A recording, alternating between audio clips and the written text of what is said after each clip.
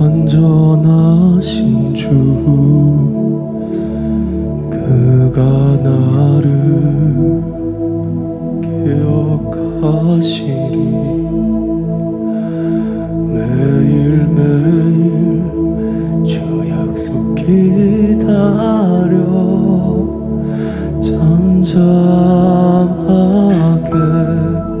주 음성 고대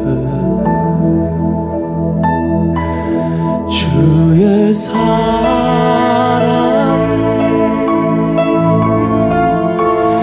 날 일으켜 세우고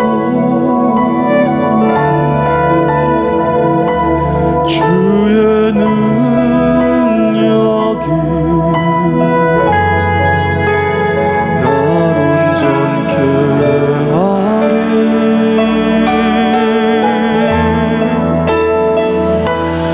높고 거룩하신 주 날 승리케 하시네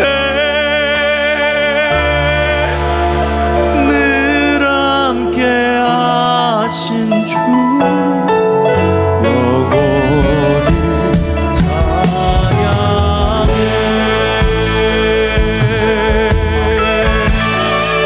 할렐루야. Let's sing it together. 은가우투한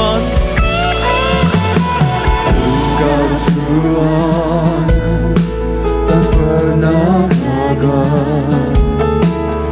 은가우투한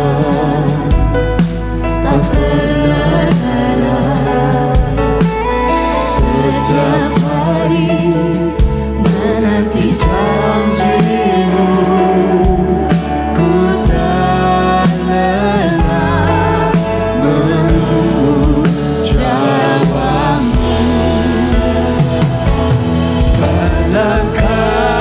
발락하시고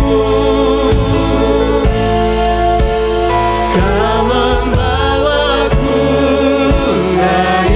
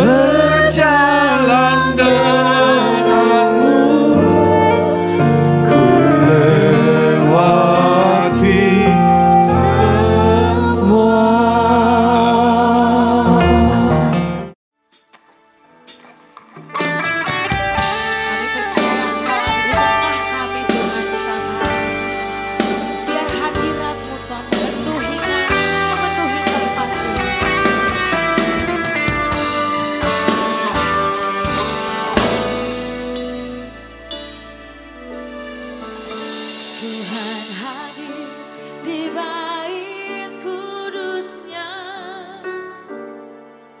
Saat umat mencari wajahnya, berseru, berdoa, bersujud menyembah, dan menikmati kehadirannya. Tuhan mau dekat dengan umatnya yang datang dengan segenap hatinya, berseru, berdoa, bersujud menyembah, dan menikmati kehadirannya.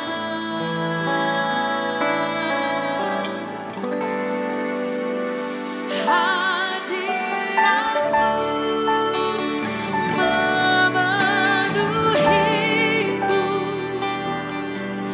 hadirat kudusmu penuhi baitmu, dan ku tersungkur menyembahmu. Yang ku nampak hanya kemuliaanmu.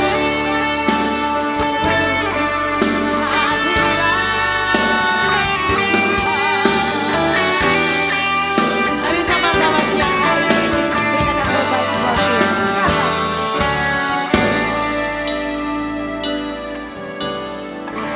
Hadir di bait kudusnya, saat umat mencari wajahnya, berseru, berdoa, bersujud menyembah, dan menikmati kehadirannya. Tuhan mau dekat dengan umatnya yang datang dengan segenap hatinya, berseru, berseru, berdoa, bersujud menyembah, dan menikmati kehadirannya. Oh, katakan hadiratmu, hadiratmu memenuhiku,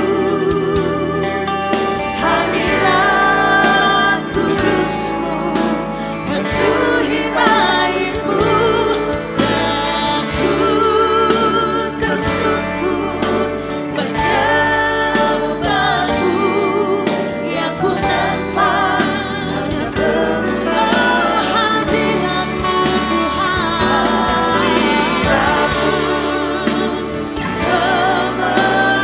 Memenuhiku. Katakan hadiratmu, hadirat yang kudus, amin, penuhi baitmu, dan ku tersungkur menyembahmu.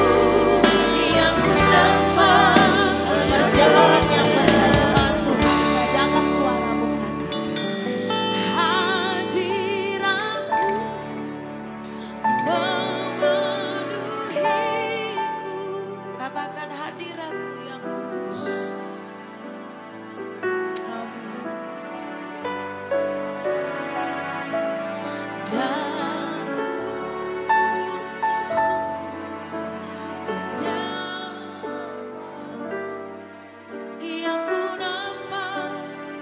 Mari siang hari ini kita mengangkat kedua tangan, kita katakan hadir. Kami percaya hadirat-Mu Tuhan memenuhi hati kami, hidup kami. Yes, amin. Dan ku tersungkur, dan ku tersungkur menyembahmu. Yang ku nampak hanya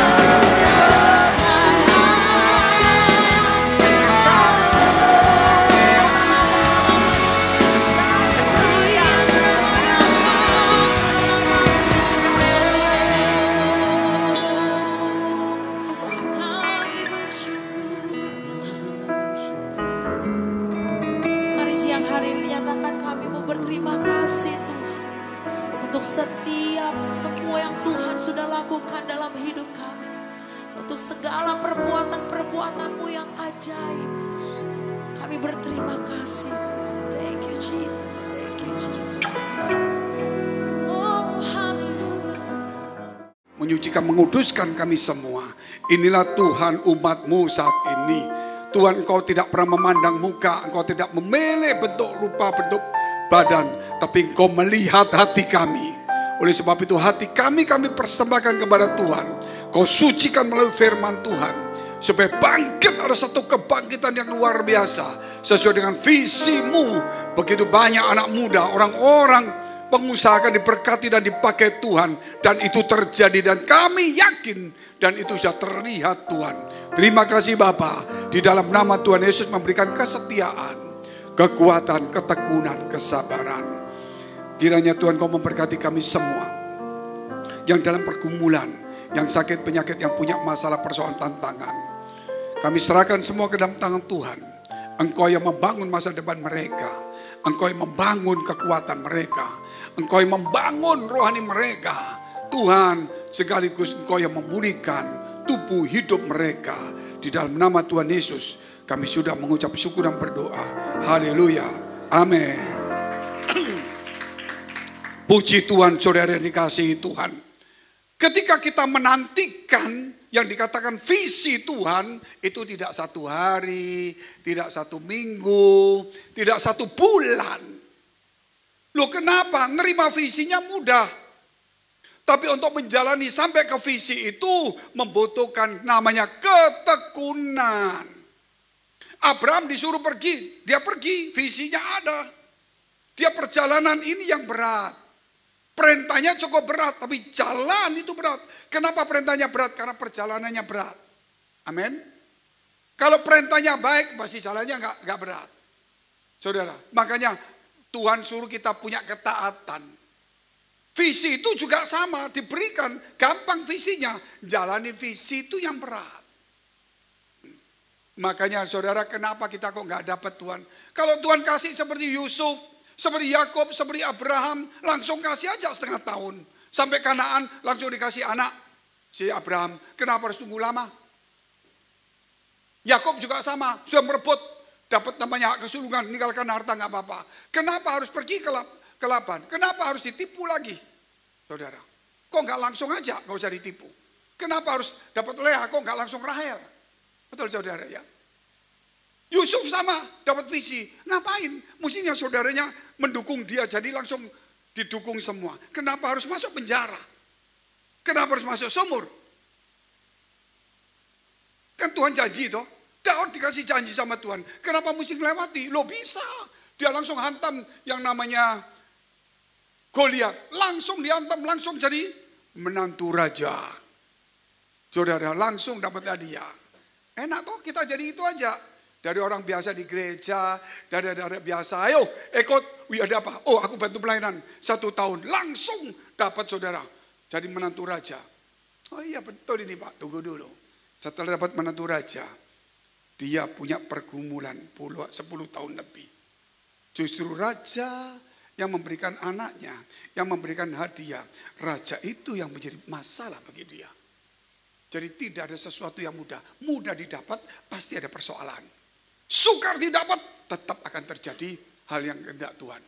Kita nggak usah bicara perjalanan waktu kita. Nggak usah bicara lamanya perjuangan kita.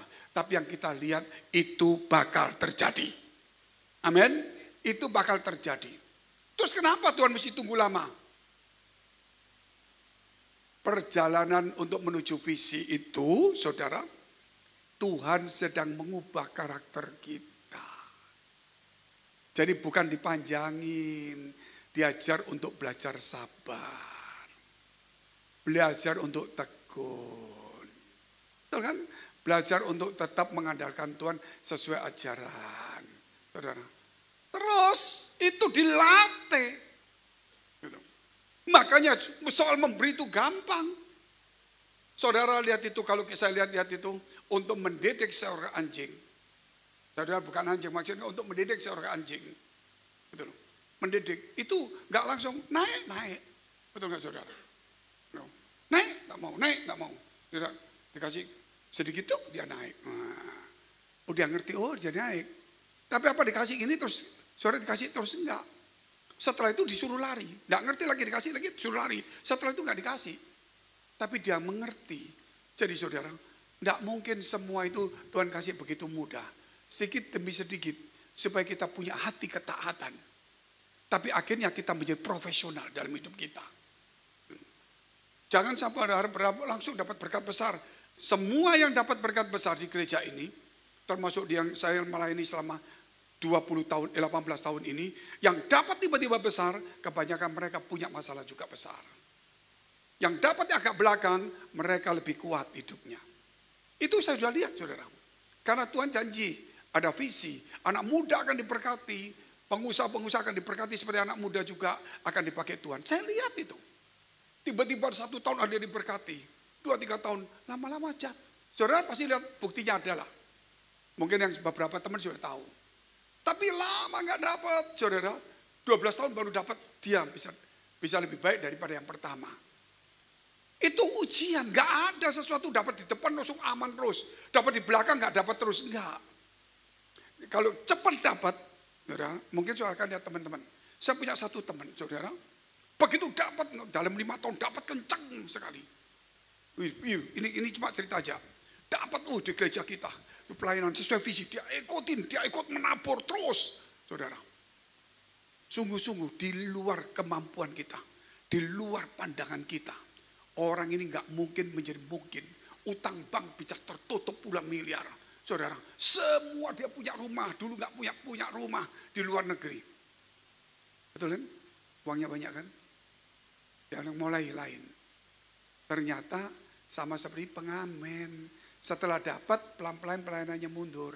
Mau cari sendiri saudara. Duitnya masih banyak, rumahnya ada. Sekarang utangnya dulu ditutup Tuhan dikasih berkat. Berkatnya sekarang ada, utangnya nambah. Lucu saudara. Nah saudara lihat ini, gak gampang hidup itu.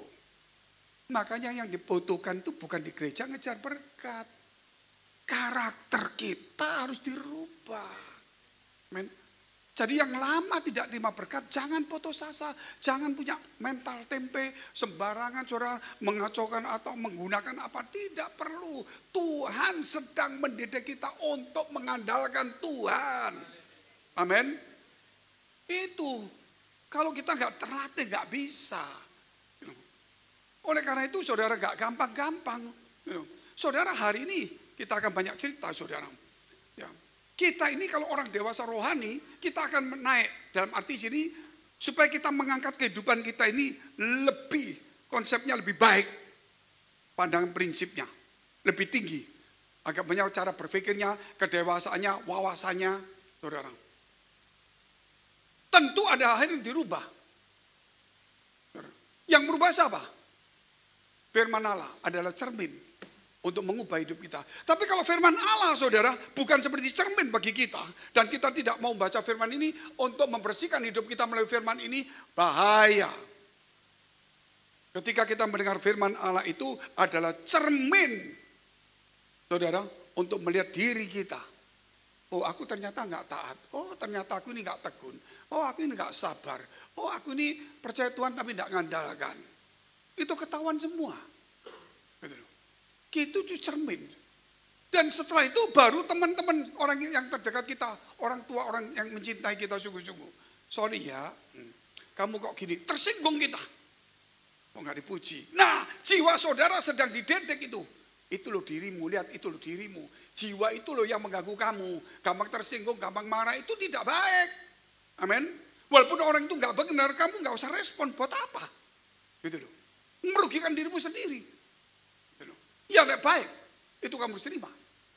Jiwamu itu, jiwamu egois. Jiwamu mau menang sendiri. Tidak mau dikritik, tidak mau ini, tidak mau ini. Ini yang menghalangi. Roh itu bangkit. Ketika roh bangkit, kamu pasti mau ngalah, pasti mau rendah hati, malas mau rajin, mau berkorban. Jiwa tidak mau berkorban. Paham saudara? Kalau saudara ada di gereja mau tingkat lebih tinggi kepada Tuhan. Saudara, bukan berarti saudara mau dipuji semakin tinggi. Menjadi tuan di gereja, bukan. Saudara semakin harus menjadi hamba. kata firman Allah. Itu makanya teorinya berbeda. Sekarang kita mesti berubah kayak kita. Jiwa itu mau minta jadi Tuhan. Roh itu mau melayani. Saudara, roh itu mau menjadi hamba. Jiwa itu menjadi Tuhan. Makanya hari ini kalau saudara lihat, kalau kita mau dilayani terus gak akan bagus. Seberapa banyak anak muda ini, saya yakin saudara, 2-3 tahun lagi, ini kita nggak ngomong kalau Tuhan kehendaki sesuai visi lah. Saudara akan melihat hal yang luar biasa terjadi. Yang nggak mungkin itu akan terjadi semua. Demikian juga cermin itu melalui apa? Selain firman Tuhan, orang yang terdekat kita, hati-hati kamu. Itu cermin, padahal aku enggak Pak. Tapi itu mungkin peringatan akan datang. Tapi aku nggak apa-apa kok, ngapain nih? Suruh rendah hati. Ternyata nanti 3 hari lagi saudara mungkin ada mobil motong, saudara nggak kan. Hei, ngamuk. Ternyata yang dimarah PM. Betul nggak saudara? Tapi Tuhan ngomong sudah di depan dulu. Nah, hati-hati di sinilah. Kadang-kadang nggak langsung, tapi itu mungkin untuk next. Itu cermin. Orang kalau lihat cermin, saudara, itu orang dewasa. Anak kecil nggak mau lihat cermin lah. Oh, diam semua ini. Benar kan? Orang yang dewasa mesti lihat cermin. Apalagi cewek-cewek. Sampai cerminnya nangis itu, saudara. Baru nonton ngeliat lagi kembali. Nonton, untung aku cermin. Kalau nggak cermin, coba mukamu. Betul nggak saudara? Betul. Mungkin gitu. Oh, hanya orang dewasa suka lihat cermin. Kenapa saudara? Dia ingin menata mukanya. Ada kotoran enggak? Alisnya benar enggak saudara? Pincang enggak gitu loh. Terus ketawanya diam-diam. Kalau saudara lihat orang lihat cermin itu kayak orang gila. Tapi bukan seperti, tapi bukan sama dengan lo. Jadi saya tidak anti cermin, saya juga cermin. Coba kalau nggak percaya. Saudara kalau di depan saya, kalau mau di depan saya, saudara berjalan gini. Saudara pasti kali ini sampel, betul nggak saudara? Iya toh, betul nggak? Tapi saudara pergi ke cermin, ayo coba lihat ini.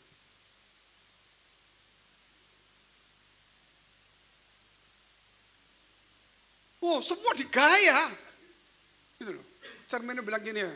Untung gua cermin, kalau enggak lu gila. Betul enggak saudara? Nah, sebenarnya dari situlah cermin itu membuat kita bukan dianggap gila, tapi untuk memperbaiki hidup kita. Teman-teman kita itu memberi kepada kita sebagai cermin hidup kita. Jadi makanya kita perlu bersekutu, orang-orang yang suka menasihati, menegur itu jangan dibuang. Orang yang suka memuji, itu paling senang kita dekati. Tapi hati-hati. Saudara senang dengan orang itu, hati-hati 50% mesti dijaga. Tapi kalau orang yang suka menasihati menegur, saudara bukan berarti saudara jaga-jaga, kasih kesempatan lebih banyak, bertahannya lebih sedikit. Karena itu orang ngoreksi terus. Ya. Karena saudara belajar di gereja kan mau dikoreksi. Kalau saudara nggak mau dikoreksi nggak ke gereja. Betul nggak? Di gereja ini karena mau menjadi serupa dengan Yesus, berarti terus dikoreksi oleh firman Allah. Nah kalau dikoreksi oleh firman Allah, orang-orang koreksi kita terima, salah benar ya sudah. Nggak harus semua diterima. Itu. Makanya kadang-kadang dunia ini memberikan kita sebagai cermin, cuma kita nggak mau pakai. Firman sebagai cermin nggak dipakai. Betul? Khotbah orang pakai cermin nggak dipakai. Orang nasihati nggak dipakai. Itu cermin orang tua, istri, suami ngomong nggak direken. Itu cermin nggak dipakai. Gitu loh. Terus mau apa kita ini? Itulah ada perubahan-perubahan dalam hidup kita. Kita harus berubah ya. Kita lihat dulu. Temanya sudah tahu. Jadi kita mengangkat hidup kita. Lebihlah berkenan atau lebih dekat kepada Tuhan. Atau lebih berprinsip, lebih dewasa. Lebih tinggi cara berpikirnya. Kita lihat poin pertama, hidup sesuai visi dan ajaran Kristus. Itu sasaran tertinggi di dunia. Gak ada yang bisa ngalahkan itu, betul. Karena itu yang dimaui pencipta kita ketika kita ada di dunia. Hidup sesuai dengan visi Tuhan dan punya karakter Kristus. Karena visi diberi akan diajar bimbing karakternya itu. Ketika visi diberi, itu hatimu baik, tapi karaktermu harus terbentuk. Untuk mencapai visi, itu butuh karakter. Amin, saudara. Itu gak main-main. Saudara mau angkat besi, Butuh kekuatan. Oh, saudara kuat Pak. Saya sudah makan pisang. Berapa? 3 sisir, 3 tandan. Wih, luar biasa. Sebentar lagi pabrik gula jalan. Benar, saudara. Mungkin kuat. Saya sudah makan Pak, makan vitamin, makan ini. Sudah mantap Pak. Oke, tapi kalau tidak ada kemauan, biar kuat tidak jalan, saudara. Amin. Tuhan memberi kekuatan kepadamu. Tetapi kemauan itu gak gampang. Kadang-kadang kita tidur bukan karena kita capek. Karena MALAS. Apa? Karena malas, bukan karena tidak kuat. Itulah yang perlu dirubah. Makanya hidup sesuai visi dan ajaran Tuhan Kristus. Kita lihat dulu Yohanes 3 ayat yang ke-8. Kita harus, karena ini waktunya. Kenapa saya katakan waktunya, saudara? Saya bulan 3 itu summit meeting. Terus Tuhan kasih ayat Hagai pasal 2. Hari ini aku akan memberi berkat tuh. Berarti yang dulu teman-temanku diberkati luar biasa. Ada hilang, ada biasa, ada datang di gereja, ada yang meninggalkan. Oh, itu mesti uji coba. Saudara, diberkati, lihat reaksinya gimana. Tapi Tuhan ngomong, mulai hari ini aku akan memberi berkat. Oh, berarti dulu itu cuma dipelihara, diuji coba. Itu saudara, sampai di mana? Tapi ketika aku akan memberi berkat, oh berarti saat inilah kita harus menabur. Teman-teman kita atau termasuk saya dulu yang diberkati, itu uji coba. Untuk melatih kita masih setia enggak? Ternyata ada mama saya enggak setia nih, udah diberkati. Ngapain dia di gereja deh? Ada teman saya juga gitu, saudara. Maaf Pak Fengki, dulu waktu saya masih kuliah di gereja, gitu. Saya kerja di properti, saya di gereja. Tapi ketika 4 tahun, saya prestasinya 4 tahun. Ini bukan di Jakarta. Dia punya prestasi tinggi. Maksudnya topnya. Dia bilang, sorry, kumpulanku mesti orang-orang yang the have. Jadi aku mesti cari gereja yang pengusaha semua.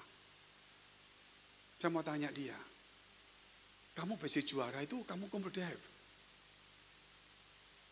Enggak, Tuhan. Terus sekarang, ya saya kan harus kembangkan talenta. Tuhan ngasih pengusaha, mesti saya deketin pengusaha.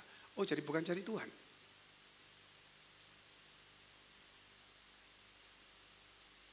Itu kerap kali hidup kita seperti itu, Bapak Ibu, saudara-saudara. Hati-hati. Makanya sangat mengerikan sekali dalam kehidupan kita ini. Berkat Tuhan itu mudah. Terus habis apa yang terjadi? Ternyata, saudara, setelah itu mulai muncul. Yang hebat itu setelah summit. Setelah summit. Teman kita ini email. Saya sudah bilang, tahun depan mulai belajar ya, kontak luar negeri. Karena kita go internasional. Siapa? Email, saudara. Ke Korea, gak dijawab. Email lagi ke Korea yang lain. Tambah gak dijawab, kelas atas. Saudara. Tapi begitu habis, hari ini aku akan memberi berkat via email. Langsung dijawab. Tidak banyak basa-basi. Saya siap ke Surabaya. Saudara, 12 orang artis Korea. Saudara, kita tidak nego, tidak ngomong apa. Dia sudah nggak bicara PK, pokoknya saya siap datang. Saudara, gampang semua. Padahal yang lain-lain ngundang itu ribetnya minta ampun. Saya bilang, ini bukan karena kita punya duit loh. Orang punya duit ternyata gagal yang di Jakarta ngundang. Ini bukan karena kita gereja besar. Ini karena Tuhan loh. Amin, ini karena Tuhan. Betul, saudara. Tepuk tangan. Sudah, saudara. Wah, orang-orang gampang. Wah, kalau gampang senang-senang. Oh, tunggu dulu. Ini berkat dari Tuhan. Ngurusnya kamu masa ngurus visanya tidak mudah. Ngurus ini tidak mudah. Oh gitu, gampang. Tuhan sudah siapkan urus sana, urus ini. Saudara, sudah diurus. Itu tinggal 2 bulan, saudara, baru pergi ke tempat lain. Tempat lain, sorry, ini aturannya mesti 3 bulan. Dari pihak yang berwajib, waktu lihat promosi ini gereja ngawur. Orang ngajukan 3 bulan sebelumnya aja belum dijawab. Ini sudah 3 bulan, sudah lewat, tinggal 2 bulan lebih baru belum ngajukan sudah promosi. Saudara. Tapi apa maunya Tuhan? Kita belum pengalaman. Tapi Tuhan kirim-kirim orang. Semuanya cepat, semuanya beres. Kita, saudara, cuma datang selesai ada yang ngurusin, waduh itu nggak mudah, saudara. Saya terus berpikir, teman-teman berpikir, Pak, betul ini namanya go internasional. Kenapa? Kita nggak pernah berpikir dia mau loh. Kok tiba-tiba mau bukan 2 orang, 12 orang. Dan kepalanya dari New York telepon, aku mau datang bayar tiket sendiri. Bayangin saudara, nggak gampang ini. Ini kalau bukan Tuhan saya katakan nggak mungkin. Ini visi sudah mulai terbuka. Amin.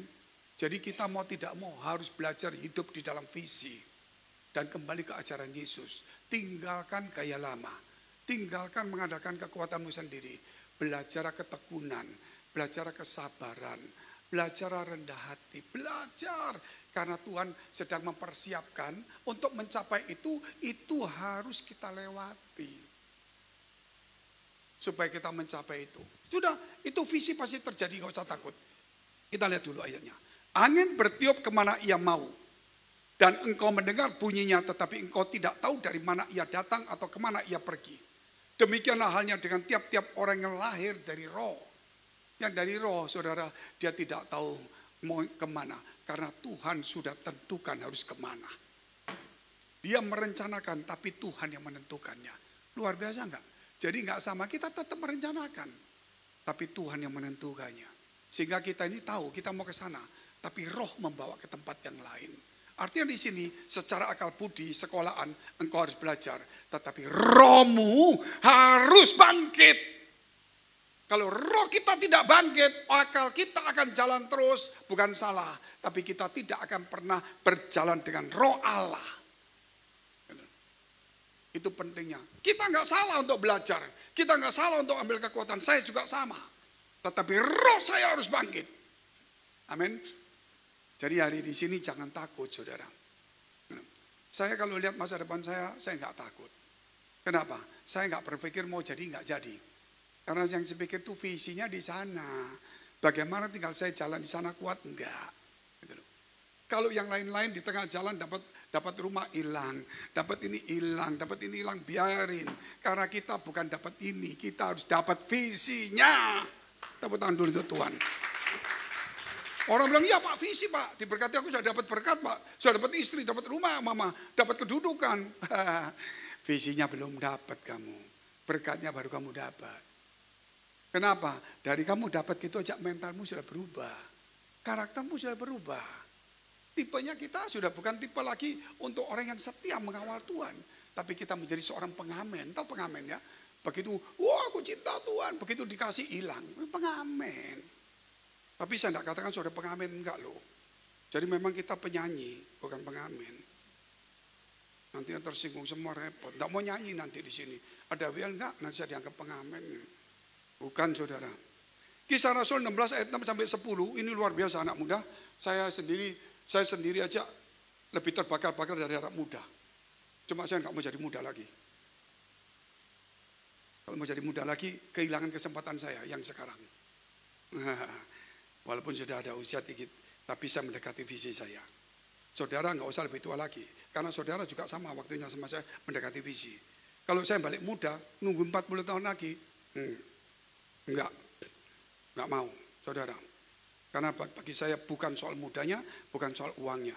Tapi saya harus prestasi mencapai visi Allah. Amin. Mau umur 70, mau umur 100. Ya jangan Tuhan, kebanyakan. Tapi Abraham umur 100 dikasih anak. Saudara, lain lagi. Betul kan? Bagi saya mau umur pendek, umur panjang, enggak bisa pendek. Saudara. Tapi bagi saya bukan soal diberkati hari ini. Oh selesai, bukan. Prestasi saya bukan diberkati. Dapat umpama gereja 30, gedungnya 500 miliar, bukan. Walaupun itu mungkin ada, itu bukan. Bagi saya prestasinya mencapai visi Tuhan. Amin. Bukan ukurannya harta. Sampai Tuhan berkata, ini visimu. Selesai sudah. Luar biasa. Nah ini saudara kita lihat dulu. Kisah Rasul 16 ayat 6 sampai 10. Mereka ini berarti 2-3 orang, yaitu Paulus dan Silas. Melintasi tanah Frigia itu di daerah Yunani zaman dulu. Sekarang dikuasai Turki. Dan tanah Galatia, sudah tahu Galatia ya. Karena Roh Kudus mencegah mereka untuk memberitakan Injil di Asia. Turki, Yunani, kalau masuk ke sana itu Asia. Kalau masuk ke sana itu Kazakhstan, Tajikistan, Uzbekistan. Saudara, ya golongannya Tantan situ. Sampai akhirnya Tiongkok gitu loh. Pakistan, Afghanistan, Irak, Iran, Tan. Jadi di sini kalau ada setan, untung bisa bertobat. Nah, itu saudara di Timur Tengah terjadi. Tahun 7. Dan setibanya mereka belok, setibanya di Misia mereka mencoba masuk ke daerah Bitinia, mau belok sebelah bawah. Tetapi Roh Yesus sudah dikasih tahu dari Roh Kudus di sana, jangan situ kamu mau muter aja, betul nggak? Nggak bisa.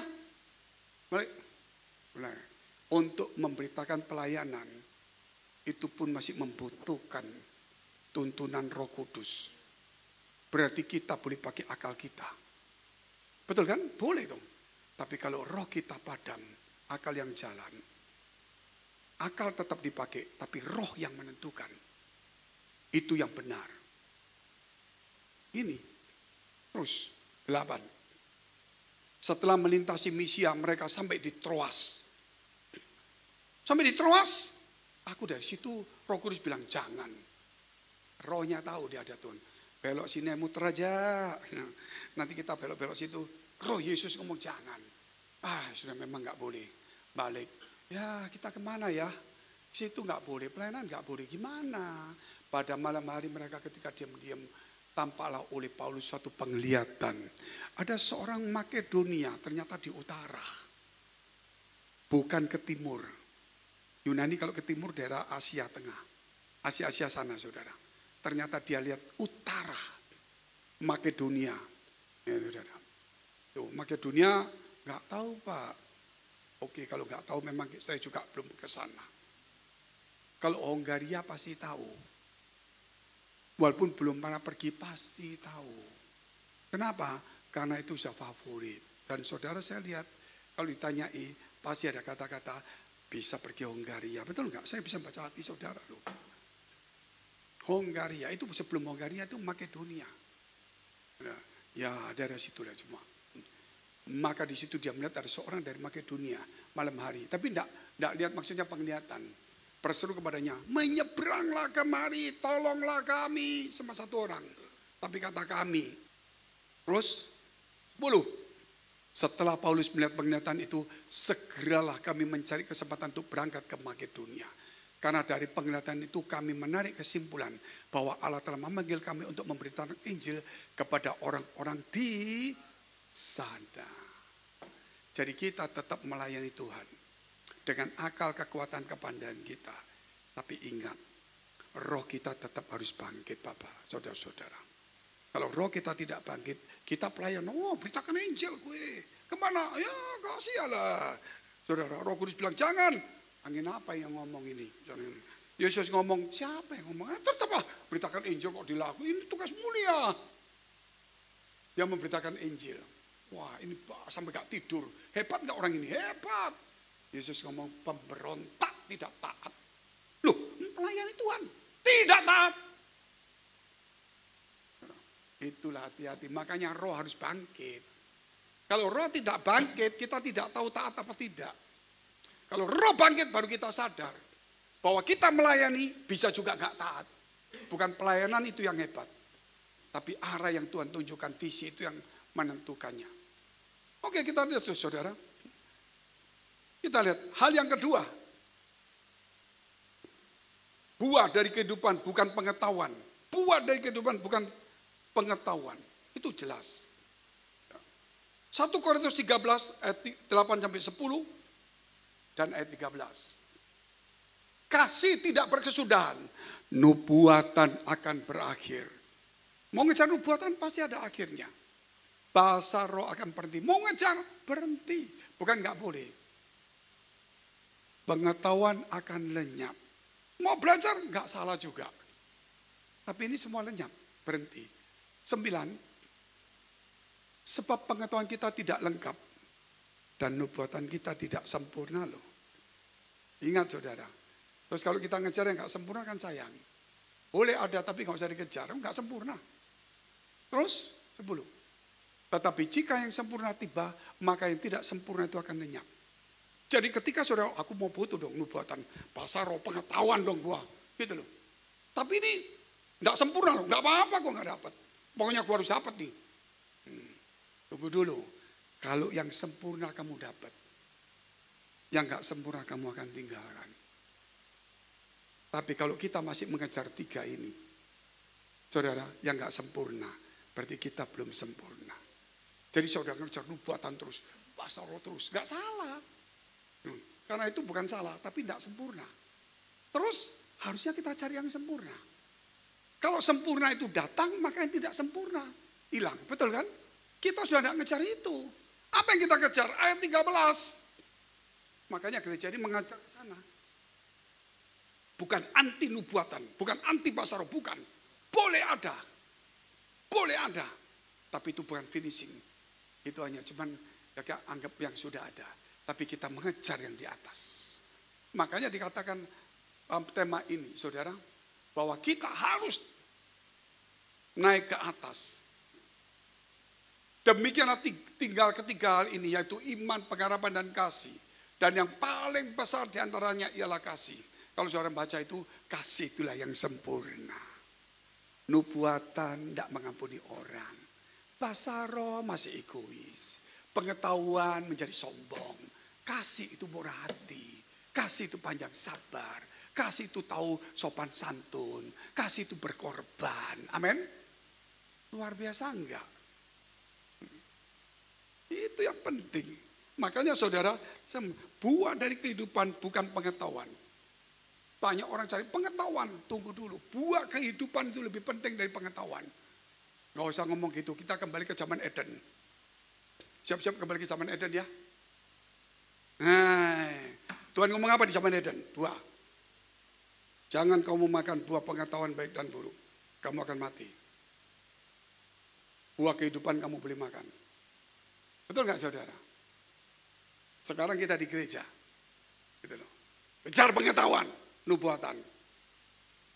Kualitas hidup, karakter Kristus. Tidak perlu. Kita menciptakan Taman Eden kedua. Dan kita mulai buang buah kehidupan. Saudara, kita mulai makan lagi buah pengetahuan. Ingat, walaupun tidak di Taman Eden sesungguhnya. Tapi kita sama seperti Adam dan Hawa mengalami kebodohan kedua kali. Makanya saudara, buah kehidupan itu jauh lebih penting daripada pengetahuan. Artinya di sini kualitas hidup itu lebih, saudara, daripada apa yang kita punya. Orang dunia memuji orang punya uang. Orang dunia memuji orang punya kedudukan. Itu orang dunia sekarang. Tapi orang benar tidak akan pernah melihat uang atau kedudukan. Dia melihat kualitas hidup. Amin. Orang yang bijaksana, saudara mau kaya tapi gak setia. Saudara mau kaya, mau punya jabatan tapi saudara yang hidup tidak benar lah pokoknya. Gitu loh. Orang tidak akan lihat gitu. Mau nipu kayak mau apa?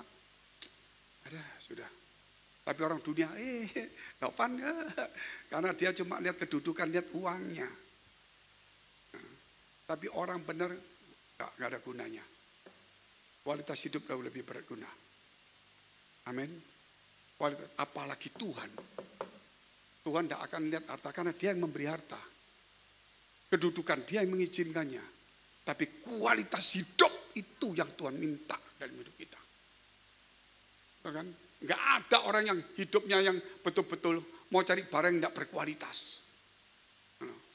Pasti dia ingin cari barang berkualitas. Nah Tuhan juga mau cari saudara, hidup kita ini harus berkualitas tidak. Kalau kita tidak berkualitas tidak ada gunanya. Makanya dalam hidup kita sehari-hari kita ditekan untuk punya kualitas. Kualitas hidup itu apa saja? Kualitas hidup mampu membedakan mana yang baik dan mana yang tidak baik. Itu kualitas hidup. Bukan cuma mampu membedakan. Gitu. Setelah dia mampu membedakan mana yang baik, mana yang tidak baik. Kedua, dia harus memilih yang baik walaupun sukar. Itu kualitas hidup. Setelah dia memilih yang baik walaupun sukar, dia tidak perlu menyesal. Walaupun dia ambil keputusan itu ternyata merugikannya. Oh ya saudara, merugikan dia, tapi menguntungkan Tuhan. Menguntungkan masa depan kita, merugikan saat itu dirinya dia. Itu kualitas hidup. Kalau orang cari kualitas hidup, oh nggak perlu Pak memikirkan baik buruk, mau salah. Lu harus bisa membedakan. Lu aku tahu, tapi kenapa kamu pilih yang di sana? Berarti kamu tidak tahu dong. Kalau kamu tahu buruk, kamu tahu baik, kenapa kamu pilih buruk? Bukan soal milihnya, berarti kamu tidak bisa membedakan. Amin. Berarti nggak bisa membedakan. Loh, saudara kok ya Pak bisa membedakan? Sudah susah. Saya mau kasih tahu saudara, kalau saudara makan daging, terus daging itu ada ulatnya. Ada daging, ada ulatnya. Terus saudara mau makan daging ada ulatnya enggak? Berarti saudara tahu toh, ini salah toh. Makanya saudara gak makan kan? Tapi saya tahu yang daging berulat itu enggak boleh makan yang ini. Tapi ini berulat makan. Berarti gak tahu dia. Saudara, gak tahu. Setelah itu baru dia ambil bagian. Lakukan yang baik. Setelah melakukan yang baik, walaupun rugi, tetap harus diterima. Karena yang baik itu tidak selalu menguntungkan. Yang baik itu selalu merugikan diri kita. Tapi menguntungkan Tuhan. Karena Tuhan itu yang menguntungkan kita. Bukan kita menguntungkan diri kita. Itu penting saudara renungkan. Kalau kebaikan itu saudara, nggak ada orang baik itu menguntungkan dirinya. Kalau menguntungkan dirinya itu berarti dia baik untuk kejahatan terselubung. Kalau orang baik itu pasti merugikan. Kalau nggak percaya saudara, aduh saudara kita ngomong-ngomong lah. Kalau saudara mau berbuat baik sama orang, mesti capek lah. Betul kan saudara? Lelah. Ngurusin doain itu pasti merugikan. Kadang-kadang berantem sama istri. Aduh aku ngapain? Aduh sudah nolong orang lah. Gitu. Main menolong orang begitu. Saya saudara, ada orang, saya lupa, ada orang saudara, ya dia ada sesuatu lah. Saya lihat istri saya masuk ke sana. Ini di negara lain. Negara lain bukan Indonesia, bukan Singapura. Karena saya punya 2 negara. Saya lahir, paspor saya Indonesia. Tapi di Singapura saya tinggal di sana. Turis abadi. Tapi bukan 2 warga negara, bukan, 1. Saya ke negara lain. Saya tahu itu bukan Kristen. Saya tahu. Saya pergi ke hotel, turun, mau check out. Mau balik. 3 orang ini masuk ke hotel saya. Ngomong apa dia? Istri saya bilang, ini orang datang pergi ke hotel, ditolak. Saya dengar harganya naik banyak. Oh iya, diam. Saya lihat gitu kasihan. Pergi ke sebelah. Hotelnya itu punya 2 hotel. 1 bintang 3, 1 bintang 5. Dia pikir ini pasti ada kamar, cuma mahal. Dia pikir di sini lebih mahal lagi. Saya lihat gitu, waduh, masuk gua singa. Begitu masuk nggak lama lagi, satu ada tua sedikit saudara. Begitu masuk, dia duduk di depan tangga, 3 duduk. Kasihan. Mungkin mahal. Dia duduk lama. Saya tak pulang aja, tak nututin. Saya mau pulang saudara, saya harus tinggal. Tapi saya bilang gini, istri saya, tunggu di sini ya, aku tak kencing. Oh ya, saya lihat kencingnya di situ. Oke, saya tunggu di sini. Saya keluar lagi saudara, ke pintu. Ke pintu, saya datengin orang yang duduk di depan hotel itu. Ya, bahasanya campur aja pokoknya. Kamu cari hotel, ini terjemahan. Terjemahan saudara.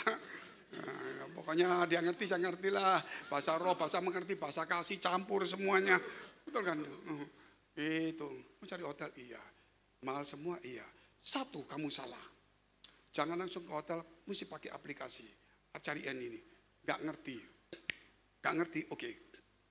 Gini, ikut saya. Ini tempat ini, kamu di sini. Oke, kamu turun sama saya di sini. Turun, setelah turun, melewati building sini, ada hotel, itu budget. Kamu di situ dapat murah. Dan ada kamarnya. Oke, itu kamu semangat. Pada orang suatu waduh putus asa. Nggak tahu tidur mana. Saya ingat kalau saya di luar negeri juga kalau nggak dapat kamar juga gitu. Pasti dia langsung dapat langsung. Begitu sampai, istri saya belum keluar. Turun eskalator ini. Ya. Oke, sampai di pintu gerbang situ, belok kiri, lewati bedung ini, sebelahnya, itu budget hotel. Murah apa sih kamu dapat? Ya jalan turun. Saya turun, saya lihat orang yang nggak ada, sudah masuk. Saya tunggu di seberang jalan nggak ada, udah dapat kamar. Dapat kamar. Orang itu pasti ngomong gini, ya Tuhan, malaikatmu telah datang. Lumayan. Daripada setan datang. Padahal saya manusia, betul nggak saudara? Tapi dianggap malaikat.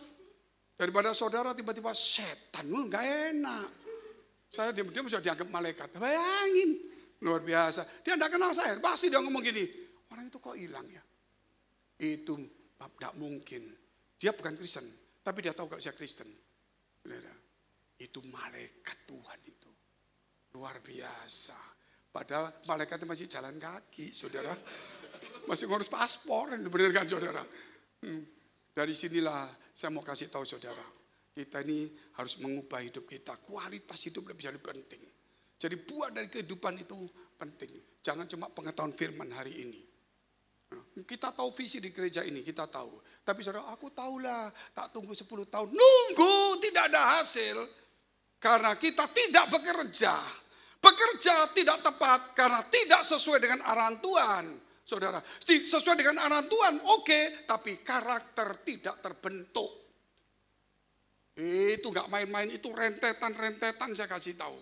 Jangan cuma bangga sudah pelayanan, sudah tahu arah. Oh, saya kasih tahu saudara hari ini, engkau bisa membedakan kalau engkau tidak masuk tidak bisa. Engkau masuk, kalau engkau tidak merasa rugi, saudara belum itu masuk. Kalau engkau rugi, aku rugi Pak. Seperti saya juga rugi waktu. Rugi waktu saya datang gini, satpam itu datang lihat saya loh saudara. Mau cari hotel, satpam langsung lihat. Calo hotel ini.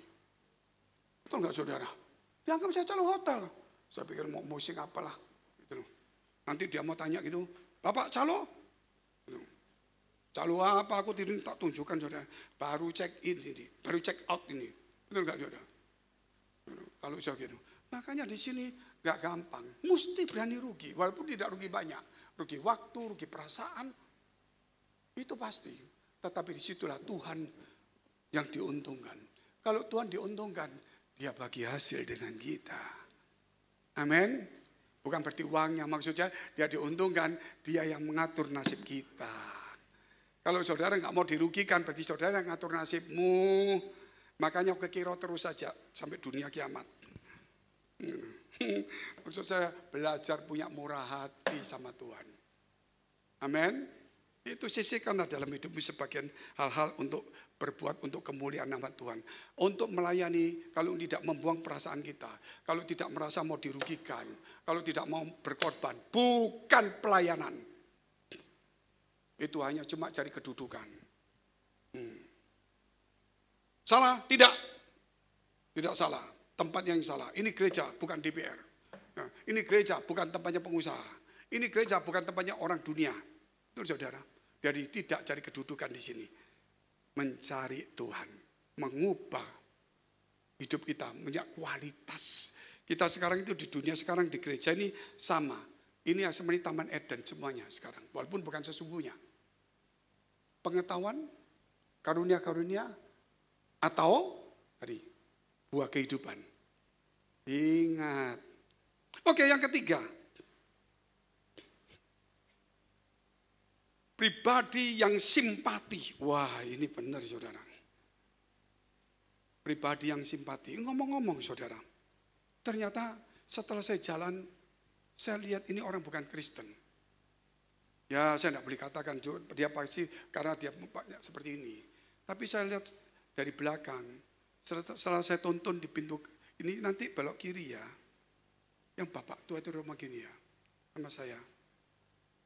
Kamsia. Cek toh. Kamsia. Jatuh sampai. Kalau saya cari lihat muka, mungkin dia nggak nolong. Betul saudara. Encik itu tua. Jalannya kemana. Nggak dapat tempat tidur. Begitu dia keluar sini tak tunjuk. Itu sebelah sana ya. Dia sambil keluar air mata. Kamsia. Luar biasa. Saudara. Itu mungkin bahasa roh bagi dia. Saudara. Benar kan? Gak main-main. Ini makanya dari sini kesempatan itu selalu ada. Tapi kalau saudara tidak mau dirugikan, jiwamu masih berkesan. Saudara mau pelayanan apa saja, gak ada gunanya saudara, jujur saya ngomong. Tapi daripada gak ada gunanya, ya enggak apa-apa. Enggak berguna tetap melayani jauh lebih baik daripada gak berguna sama sekali. Betul kan? Kayu kalau dibuang lebih baik jadi kayu bakar. Salah juga. Udah, pribadi yang simpati. Yang terakhir, Kisah Para Rasul 2 ayat 45 sampai dengan 47. Jadilah pribadi yang simpati. Gak main-main. Ini tantangan kita. Kenapa? Saudara saya kasih tahu ketika Korea ini muncul. Saya biasanya kalau masuk mall yang di Surabaya itu, saya masuk gak pakai jas, gak pakai apa, dapat masuk ya. Sampai biasanya, selamat sore Pak, sore. Tapi ini kali saya masuk saudara. Sapam dari jauh gini. Siap Pak? Oh siap. Ya Pak? Ya Pak. Dia tunjuk gambarnya. Ini Bapak. Wih Korea, gawat saudara. Mau gak mau sekarang jalan di mall, harus hati-hati ketemu Sapam. Sorry Pak, saudara. Baik Pak. Dia lihat ini pendeta saudara.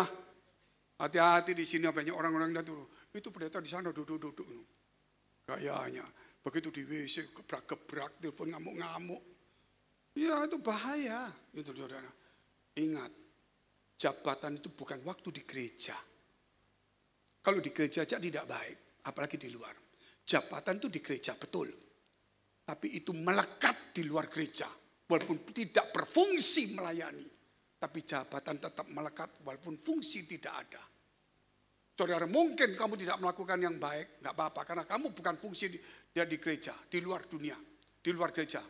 Tetapi ingat, jabatanmu masih tetap ini pendeta, ini pelayan Tuhan.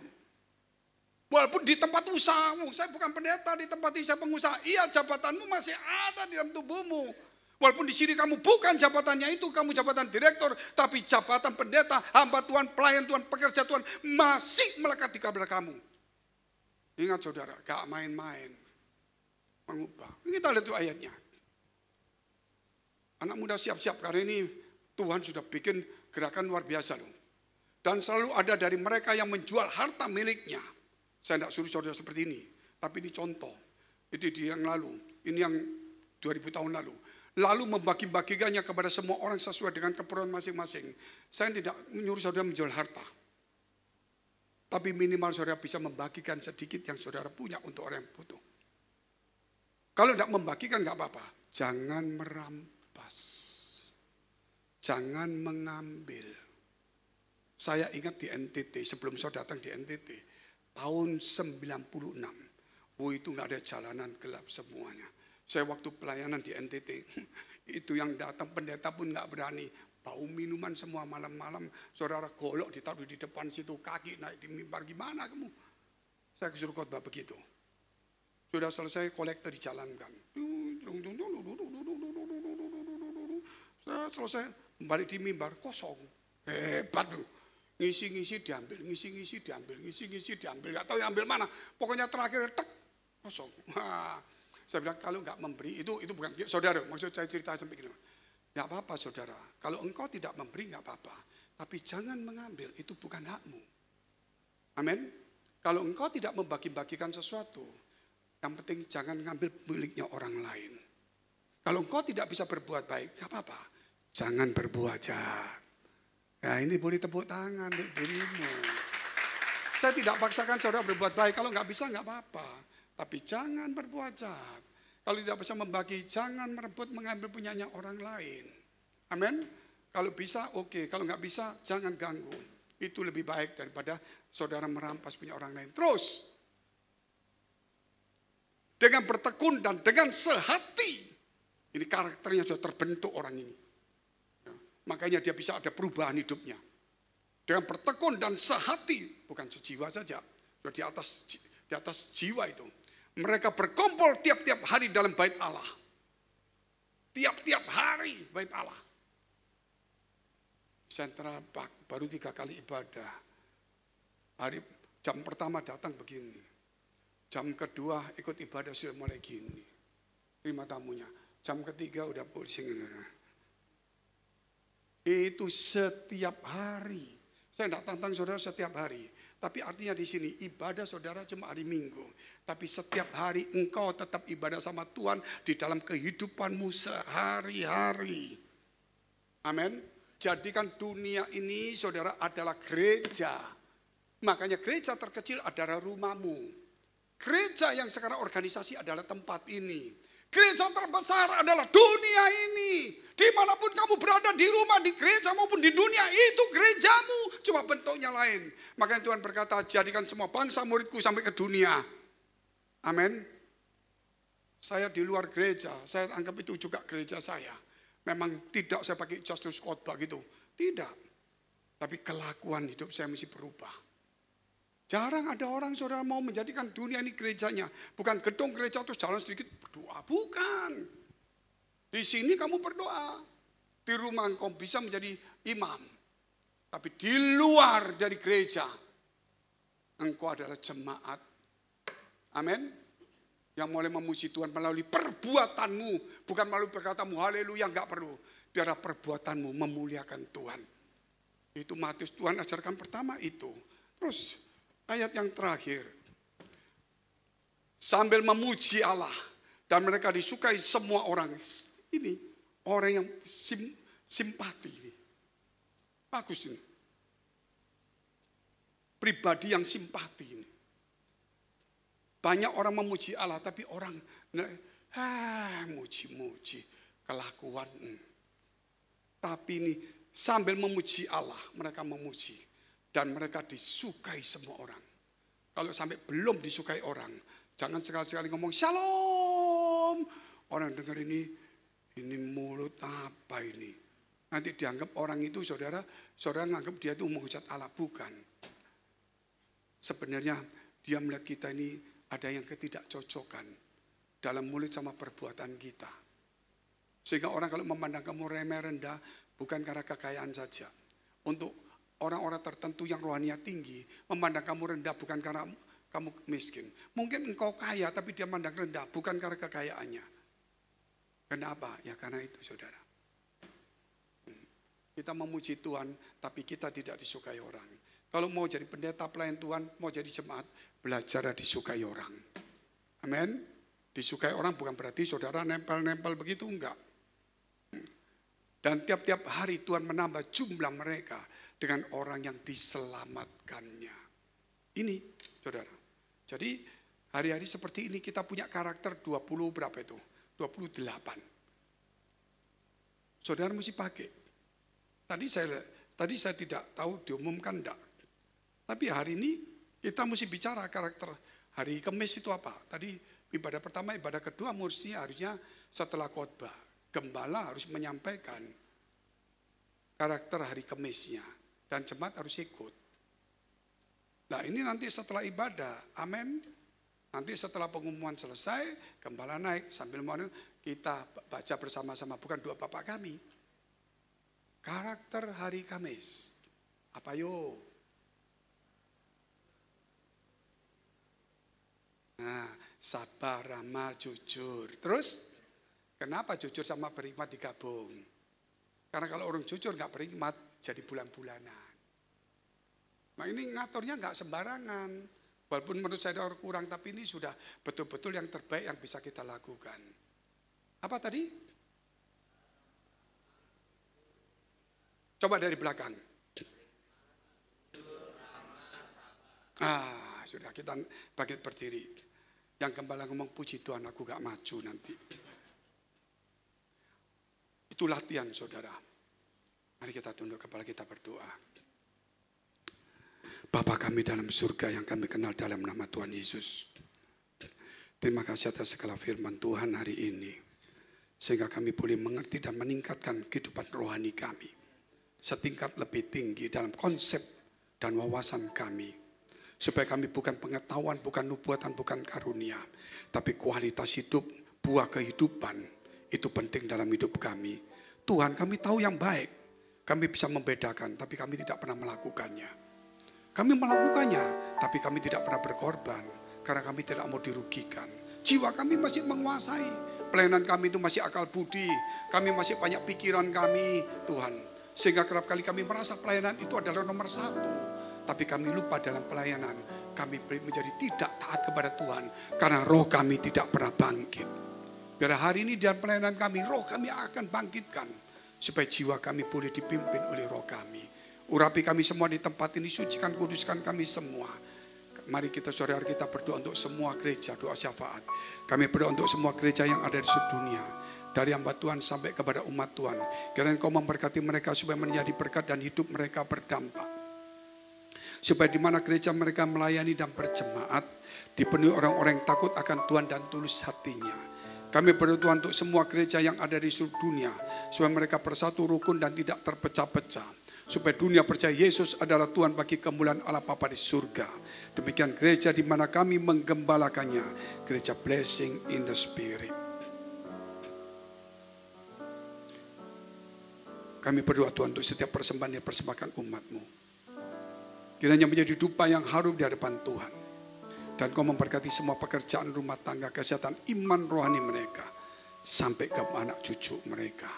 Kebajikan kemurahan Tuhan selalu menyertai mereka. Mari dekapkan kedua tangan-Mu di dadamu. Karena untuk menerima berkat itu mudah dan pasti. Namun menjaga hati itu sukar. Sebab itu Tuhan berkata, jagalah hatimu dengan penuh segala kewaspadaan. Karena dari situlah terpancar kehidupan. Jadilah berkat dan terimalah berkat rahmat anugerah dari Allah Bapa di surga. Di dalam putra tunggalnya Yesus Kristus yang sudah mati bagi dosa-dosa kita. Dan bangkit pada hari ketiga. Sehingga kita punya Tuhan Allah yang hidup. Dan iman kita bukan kepada Tuhan yang mati. Dan Dia naik surga menyediakan rumah bagi kita. Sehingga kita punya pengharapan yang pasti. Dan Dia akan datang kedua kali menjemput gereja, jemaat dan umatnya. Yang berjaga-jaga kudus, dewasa, bijaksana. Serta menghakimi dunia. Di dalam persekutuan dengan Roh Kudus membuat hati kita berkobar-kobar. Roh kita menyala-nyala. Sehingga kita senantiasa di dalam kasih semula kepada Tuhan. Roh Kudus menghibur, menguatkan, memelihara, menginsyafkan. Menuntun, memimpin kita kepada kebenaran dan kekudusan. Dan membuat kita menjadi saksi Kristus. Mulai hari ini sampai selama-lamanya. Kita akhiri dengan doa yang diajarkan Tuhan Yesus pada kita. Bapa kami yang ada di surga. Dikuduskanlah nama-Mu.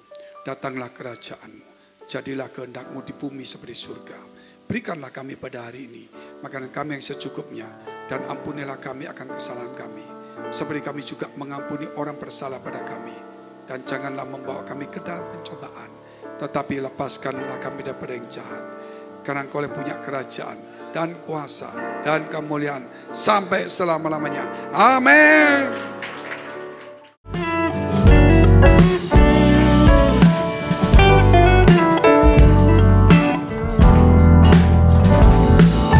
어두운 날 다 지나고 그가 빛을 발하리 쓰러져 가는 우리 영혼 주가 붙잡아 주시리 우린 쉬지 않으리 이 길에 끝이 있으니 한 걸음 한 걸음 주와 함께 걸으리 우리의 걸음이 끝나는 그날 매 순간 함께 하시니 우릴 안아주시리 더 이상 눈물 없으리 당신의 그 나라 안에서 이제 영원히 주 품 안에서 우리 찬양하겠네